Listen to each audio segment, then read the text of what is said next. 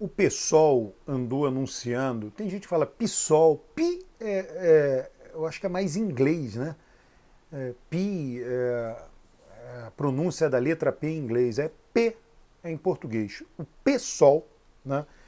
Andou anunciando aí que vai apoiar Lula, né? Cara, parece assim, o anúncio parece que o partido tem uma importância imensa, né? Cara, vamos aos fatos, né? O pessoal, sei lá, eu tô até em dúvida, tava ali antes de gravar o vídeo pesquisando quantos deputados o pessoal tem.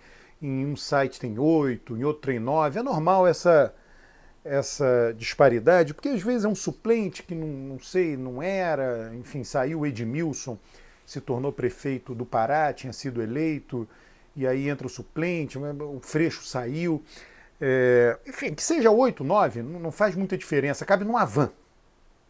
Tem van que cabe 8 passageiros, né? A Câmara dos Deputados tem 513 deputados.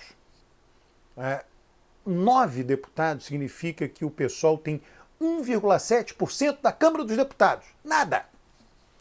É absolutamente irrelevante o PSOL. Ele é irrelevante, quem ficou no caminho? Né? Quem ficou no caminho porque o PSOL foi criado como uma dissidência do PT e queria enfrentar o PT e ser maior do que o PT. É meio aquele sonho lá do Podemos na Espanha. Não vão conseguir. Quer dizer, o PSOE, né, o partido de esquerda mais moderado, é o maior. O Podemos ele é radicalizado. Né? Não vai conseguir ter mais deputados. Até o sistema eleitoral da Espanha dificulta muito isso, porque é voto proporcional com o número, o tamanho do distrito é muito pequeno na Espanha. Então ele é uma barreira gigante ao crescimento de pequenos partidos. Esse é um motivo. Né? O outro motivo é o radicalismo do Podemos. A mesma coisa o PSOL. Se você for olhar a bancada do PSOL, ela majoritariamente é uma bancada de cidade e de cidade grande, São Paulo e Rio de Janeiro. Se você tira... Não é ele não tem capilaridade o PSOL. Né? É muito pequeno na Câmara, uma bancada muito pequena,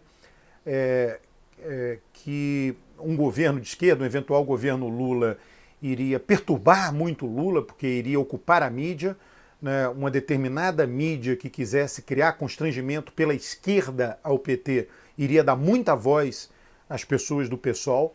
Né? Então o PSOL iria ser utilizado pela direita para perturbar o PT, sendo muito pequeno, absolutamente irrelevante. Repito, irrelevante não é... A palavra irrelevante é descritiva, né? E sem julgamento de valor. Irrelevante porque ele tem 1,7% dos deputados da Câmara. Né? É nada. Né? Perdeu um deputado importante, o Freixo olhou para o pessoal e disse: aqui não dá para mim. Né? Saiu fora. Heloísa Helena, né, que era do PSOL, foi candidata a presidente, ela teve uma votação grande, né? Quase 10%. Se ela não tivesse sido candidata e tivesse apoiado naquela eleição Lula, provavelmente Lula teria ganho no primeiro turno. Heloísa Helena hoje é uma vereadora de Maceió, desapareceu do mapa. Babá, que foi um lá dos fundadores do PSOL, sumiu do mapa. Luciana Genro sumiu do mapa. Chico Alencar parece que foi candidato a um cargo majoritário, enfim, não tem mais mandato. Teve uma vez uma votação estrondosa no Rio de Janeiro.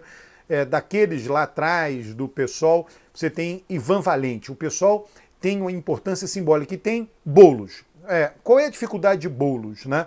Boulos ele tem a carreira política num estado muito conservador.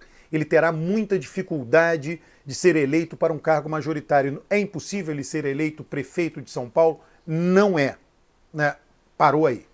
Né? Por quê? Porque São Paulo é uma cidade, né, que tem um contingente muito grande de eleitores pobres e já elegeu prefeitos de esquerda e poderia eleger Boulos. O governo do estado de São Paulo esquece, né?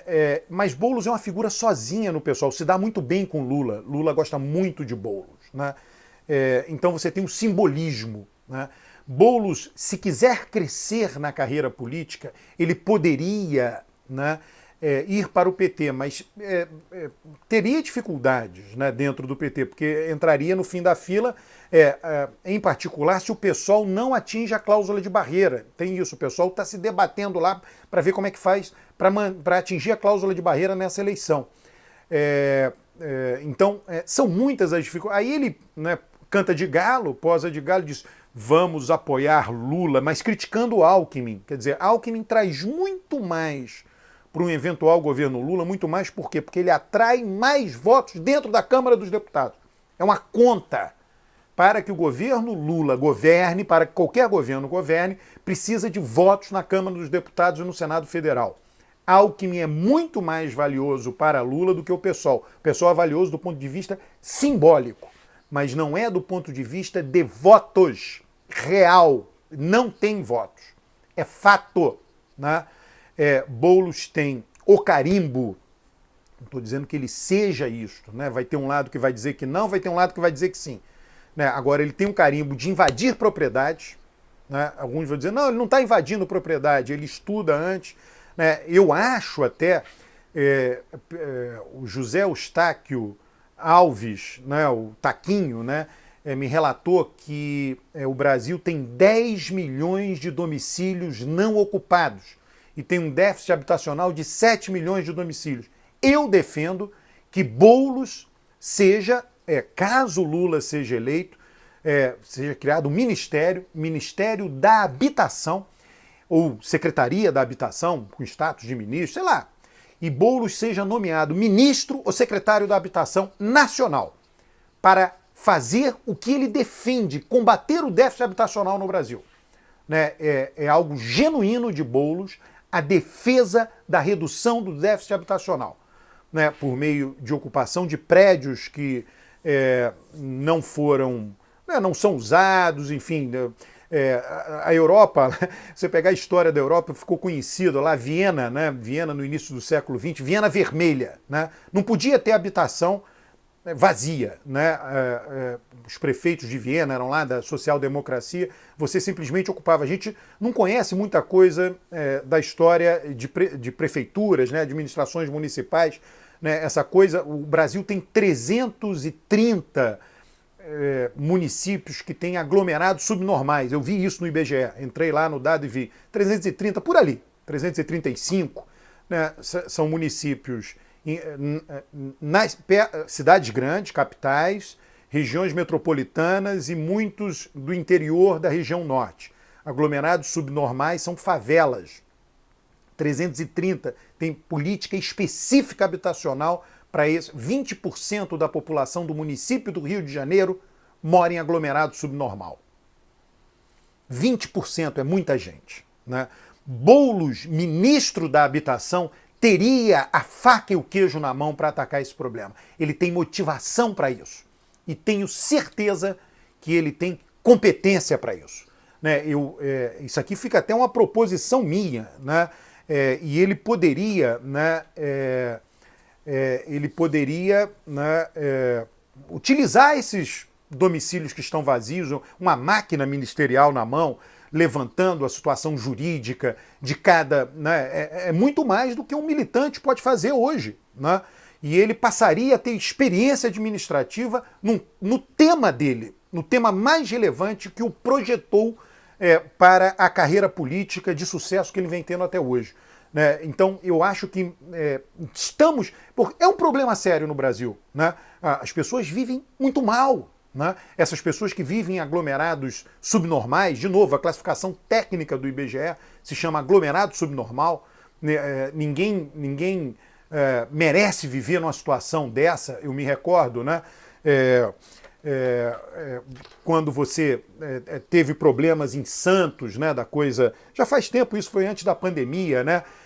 Com o aumento dos casos de sarampo, sarampo trazido de fora.